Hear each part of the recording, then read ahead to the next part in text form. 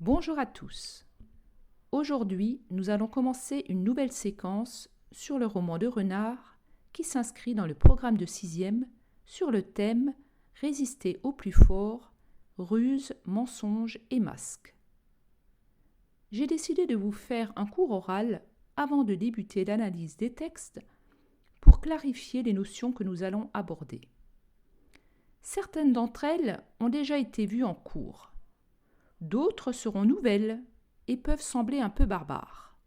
C'est pourquoi je vais vous les expliquer au préalable, oralement, dans ce cours. Cette séquence fait suite aux fables étudiées en AP, dont le lien thématique est d'abord la ruse, mais aussi la critique de la société. Les aventures de Renard, c'est user de la ruse pour arriver à ses fins, comme dans les fables de Jean de La Fontaine ou encore dans les pièces de théâtre de Molière au XVIIe siècle. Renard est donc le personnage principal des récits que nous allons voir. Il ne sort pas toujours gagnant des pièges qu'il tend. Selon les épisodes, il s'agit de s'amuser de la crédulité, c'est-à-dire de la naïveté des uns, ou de critiquer les autres de façon plus subversive, c'est-à-dire pour renverser, démolir l'ordre social et politique ou les valeurs d'une société. On dit aussi que le roman de Renard est un récit parodique. Le terme de parodie a déjà été évoqué en classe lorsque nous avons lu et interprété les différentes parodies de la fable La cigale et la fourmi de Jean de La Fontaine. Rappelez-vous, la mygale et l'agamie, dont le texte ressemble à la cigale et la fourmi, mais dont la morale est bien différente, puisque la mygale, qui représente la cigale, finit par manger son amie l'agamie, qui représente la fourmi pas prêteuse. Ou encore la BD La cigale, le tabac et la fourmi, de la Ligue contre le cancer, qui prévient des risques liés au tabac. Dans son sens littéraire, la parodie désigne donc la transformation d'une œuvre préexistante, souvent célèbre, de façon comique, ludique ou satirique. Il y a donc un détournement de l'œuvre originale, mais les buts peuvent être bien différents. Faire rire, amuser par sa fantaisie, délivrer un message ou critiquer un fait de société. Lorsque le but est satirique, il s'agit de critiquer les modes de vie d'une société, les comportements des individus. Le roman de Renard est à la fois un récit parodique et satirique. Parodique car il imite des œuvres célèbres comme les romans de chevalerie pour s'en moquer. Mais aussi satirique car il critique, attaque, ridiculise les comportements des hommes. Une autre caractéristique du roman de Renard est l'anthropomorphisme. Du grec anthropo qui signifie être humain et morphe qui signifie la forme. L'anthropomorphisme signifie donc donner une forme humaine à quelque chose qui n'est pas humain. Autrement dit, c'est attribuer un comportement ou un corps humain à des animaux, comme c'est le cas ici, ou encore à des dieux, des objets, des phénomènes, voire des idées. La dimension anthropomorphique du roman de Renard est plus ou moins prononcée selon les histoires. Il est très visible dans certains épisodes et va jusqu'à la parodie du roman de chevalerie du Moyen-Âge.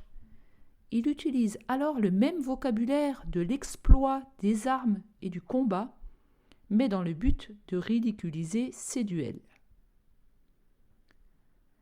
Cette notion d'anthropomorphisme rejoint le terme de personnification que nous avons déjà étudié ensemble dans les fables et dans la poésie. La personnification est une figure de style, c'est-à-dire un procédé littéraire qui consiste à attribuer des qualités humaines à un animal ou à une chose inanimée.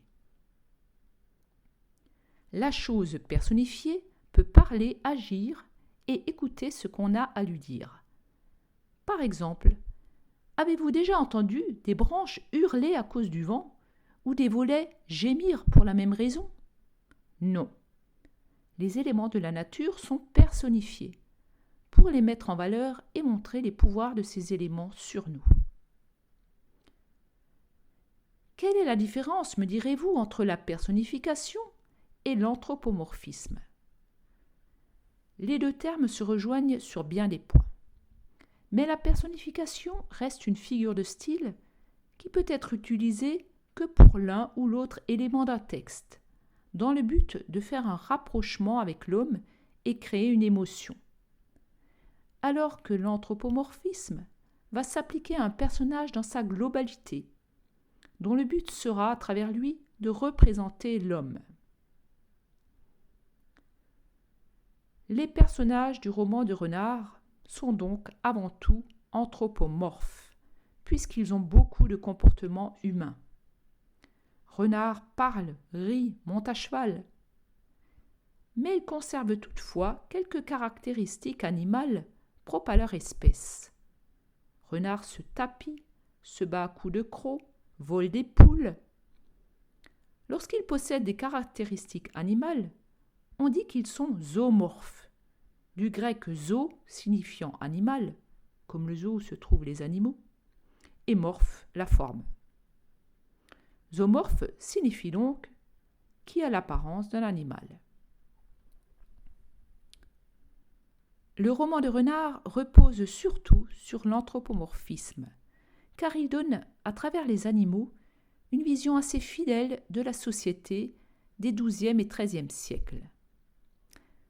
En effet, les trois grandes classes sociales du Moyen Âge, les seigneurs, les paysans et le clergé, hommes d'église, sont représentés.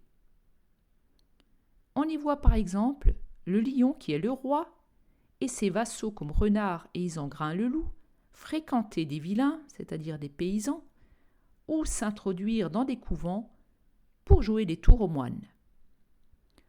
Le roman est une sorte de miroir de la société du Moyen Âge.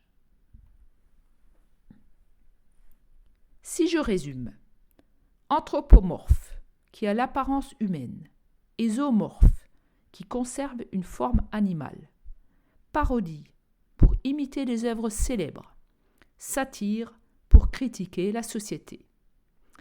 C'est pas bien compliqué. Qui a écrit le roman de Renard? Le roman de Renard a plusieurs auteurs. Une vingtaine d'auteurs entre 1170 et 1250. L'un des premiers est Pierre de Saint-Cloud, qui commence en 1170 à raconter les aventures d'un personnage appelé Renard. Il est le premier à le faire par écrit, mais il n'a pas inventé ses aventures. Il reprend ce que d'autres racontaient avant lui. Ce roman s'inspire de recueils de fables latines et d'un conte médiéval, Isengrinus, rédigé en latin vers 1150. Après lui, au XIIIe siècle, d'autres auteurs poursuivront ces récits. La plupart de ces auteurs sont anonymes. Chaque épisode du roman de Renard forme une histoire indépendante. L'unité est donnée par les personnages qui reviennent dans ces différents récits. Que signifie le roman de Renard?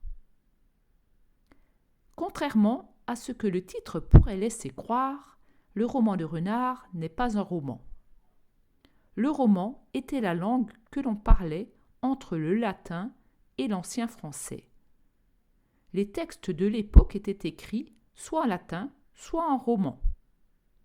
Au Moyen Âge, le mot roman signifiait donc recueil poétique écrit en langue romane. Mais les traductions récentes que vous allez lire ne sont plus écrites sous forme de vers. En ancien français, pour parler d'un renard, on utilisait le nom goupil, issu du latin. Renard est le nom propre du héros du roman, et du fait du grand succès qu'il a connu, le nom propre Renard du héros a remplacé le nom commun goupil. Au fur et à mesure de l'évolution de la langue, le T final de renard s'est transformé en D. Quel est le sujet du roman de Renard ? Le personnage principal est donc Renard, espiègle et rusé. Il s'amuse à faire de cruelles plaisanteries. Renard ne cesse de tromper les uns et les autres pour se procurer de la nourriture ou pour avoir le plaisir de jouer de bons tours à ses ennemis. Sa principale victime est son oncle Isengrin, le loup bête, glouton et parfois cruel aussi. Au fil du texte, Renard ressemble de plus en plus à un homme. Il incarne le type du chevalier déloyal qui ne respecte jamais ses promesses et se moque du pouvoir royal. Voilà, le cours est terminé. Maintenant, vous allez écouter la présentation qui est faite du roman de Renard par la BNF, Bibliothèque nationale de France, grâce au lien que je vous ai indiqué dans le fichier numéro 1. Puis, vous allez feuilleter un recueil du roman de Renard dans les expositions virtuelles de la BNF, deuxième lien que je vous ai donné. Et ensuite, si vous avez bien écouté, vous allez pouvoir répondre aux questions posées. Vous aurez bien sûr le corrigé. Bonne continuation à tous et à bientôt!